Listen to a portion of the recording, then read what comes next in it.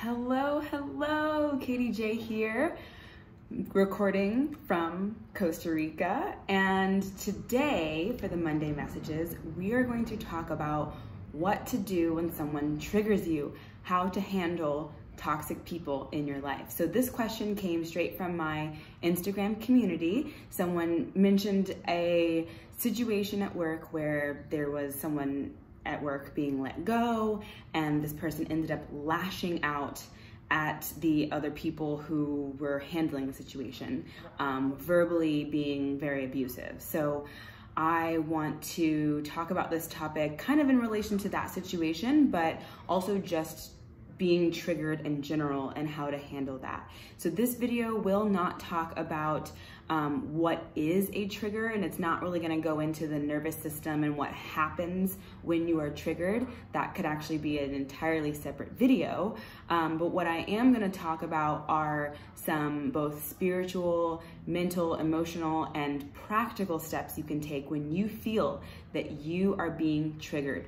So what I mean by that is when you feel that your body and your whole system is being put into fight, flight, or freeze mode because of something that somebody else is doing or said to you. So the first thing that I want to mention is that everybody, and this is something that this realization has completely changed the way that I interact with other people and the way that I go about my life, and it's really changed my ability to control my own system, to control my own nervous system. And that is the realization that everybody is simply doing the best that they can with the tools that they have access to, with the resources and practices that they have access to. So remembering that not everybody has a spiritual practice, not everybody knows that their mindset and that their belief system is truly what's determining their reality, and understanding that not everybody knows that their actions and their words impact this energetic field that we are all a part of. And when you realize, like, oh my gosh, this person literally has no idea, or this person just does not have access to the tools to handle their emotions appropriately, that will change the way that you interact with those people. So when somebody's being toxic, if somebody's being verbally abusive towards you, you can sit there and say, oh my gosh, like, they literally have no idea what they're doing. They have no idea. And then the next step, so that's step one. Step two is loving them anyway. Loving them anyway. And in a second, I'll give you an example of how I do that through a practice that I have called the love bubble. So my dad used to trigger me a lot. He and I are both spiritual, but he's very religious. And when we would have conversations about religion or spirituality, he would say, there's only one way, there's only one way. And that completely goes against all of my work, right? And I would get into this place where I would want to be in fight mode. I would want to fight him about it. I want him to believe what I believe. I would want him to understand what I believe. And guess what? That is not my job. My job is not to convince anybody to believe what I believe. My job is not to convince anybody that I'm right or they're wrong or anything like that. My job is to love. My job is to love him. My job is to love that person no matter what they're going through, no matter what tools and resources they have access to, no matter what their belief system is. My job is to love.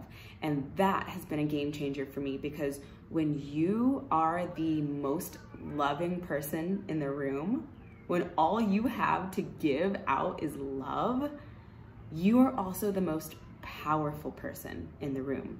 I've been in situations, and for example, at work, a few years ago, I was working at a summer camp, and one of my coworkers, in a group meeting, I brought up something that they did that I didn't think was appropriate, and he just blew up at me. And he started yelling, and he was getting super emotional and angry, and I just sat there and loved him from a distance, right? I was just like, oh my gosh, he literally has no way, no resource to handle this situation. He doesn't have the ability to manage his emotions right now. And guess what? That's okay. and I'm gonna love him anyway. And I just sat there and like, it's not that I took what he was saying to me. It's not that I was just taking it, but you know, when I grew up in a really religious home, and they always taught like, turn the other cheek, right? Like when if somebody were to hit you, like you just turn the other cheek, because like and at the time I was like, what? So they can hit me again? That doesn't make any sense. But now as an adult, I get it. Like I just stood there and like allowed him to express himself in a way, the only way that he knew how, which was pretty toxic. But I had this energy of love towards him, and I was just like, that's okay. Like you can say whatever it is that you need to say, and I'm just gonna sit here and like, and allow you to do that, but I'm not going to absorb it. And that kind of brings me into my next point, which is my love bubble. I've talked about this before. I talk about this in a lot of my courses, especially the Manifestation Bootcamp, where I go really deep into the nervous system and how to manage triggers, how to identify triggers, how to work through triggers. Like that course goes really deep into nervous system work. And what I do is I have this bubble of love, and the only thing that penetrates this bubble is love. So the only thing that goes out is love, and the only thing that comes in is love. So even if somebody is talking mess, running their mouth, like yelling at me, whatever, like it literally cannot penetrate my energy field, because I've already set up an energy field around me. I've already set up a bubble. It's this bright pink bubble, and the only thing that gets in is love. And you might think like, okay, but that's all in your mind. But your mind is what influences your emotions. Your mind is what influences your life. Your mind is what dictates your human experience. So if you can control your mind and create an imaginary bubble, then that is your human experience. That is how you will interact with other people. And it's a game changer, you guys. So the first thing is, when you're dealing with toxic people who trigger you, to realize that they're doing the best that they can with the resources that they have. They might not have a spiritual mentor. They might not have a women's circle. They might not have friends that are supportive, and they might not have emotional management practices. And the second step is to love them anyway, and to only allow love to flow out and only allow love to flow in. So if they're not sending you love, it's not even penetrating you. Now, these are all dependent on you recognizing that somebody is going to trigger you, or that you have been triggered. And that's in a whole nother video, right? You understanding your own emotions, you understanding what it feels like to be triggered and to be in fight, flight, or freeze mode. For me, I shut down. When somebody is coming at me and I'm triggered and I'm not prepared for that trigger, I shut down. I get quiet, I get reserved, I don't want to say anything, I don't want to do anything, like I don't want confrontation, I just shut down. So now that I know that about myself, when I feel that happening in my physiology, when I feel my energy just wanting to like cave in and hide, really, I can go through this protocol, which is the next step. Establish a protocol. What can you control in this situation? You can control yourself. You can control your energy. You can control your emotions. You can control your actions. You can control your thoughts. You can control your beliefs, right? That's it. You cannot control other people. You never have been able to, and you never will be able to. You can only control yourself. So what I do when I realize that I've been triggered is that I have a list of things that I can do.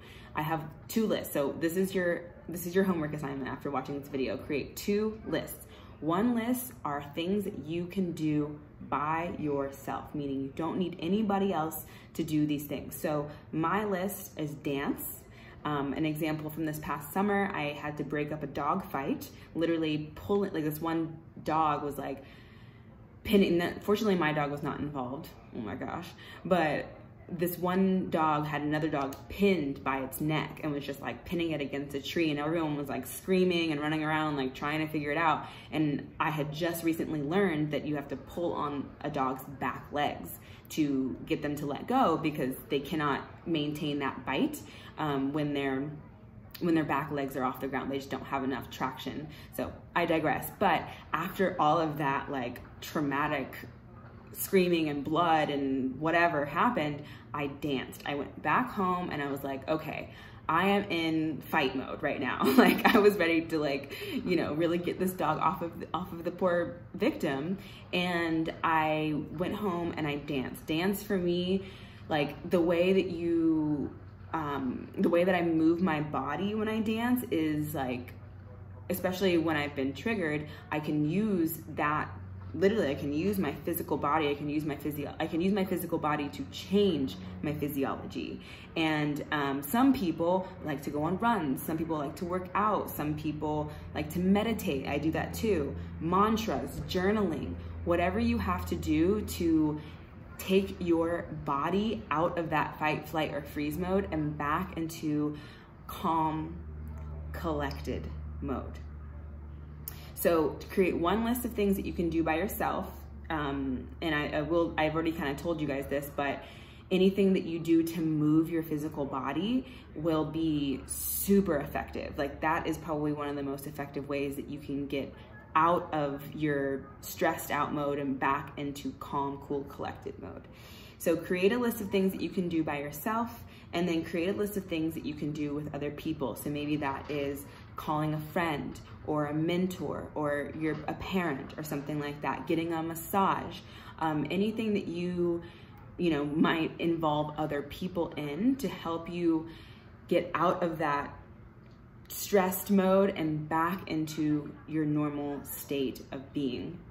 So this is my go-to list as far as handling toxic people, toxic relationships. When you show up in love, when you show up in light and you're like, look, you're dealing with some shit and that has absolutely nothing to do with me, then you take back your power. Because when you're triggered, or when somebody else influences you, your power is given away. Your power is theirs, really. So these steps will help you to reclaim your power and help you to control your own human experience, your own psychology, your own physiology in these stressful times. So I hope this was helpful. If you want more information about this, there's so much out there, and maybe this needs to be a series, honestly, like a series on my podcast or something. So if this was helpful and you want more information about triggers and how to handle triggers, how to identify triggers, and maybe even how to identify when you are in fight, flight, freeze mode, that kind of thing, then let me know. You can always reach out to me on Instagram, and if you're interested in the Manifestation Bootcamp, I will be offering that at a discount. Since we're in this time of a lot of stress and anxiety, I feel like this is a time when a lot of people can benefit from that resource. So it's normally listed at $500, but I'll be willing to knock it down for those of you that are on my email list. So if that's something you're interested in, just shoot me a message on Instagram and we can work something out. I hope you're having a fantastic day. Know that I love you, know that I'm here, and I will see you next week for the Monday messages. Have a good one.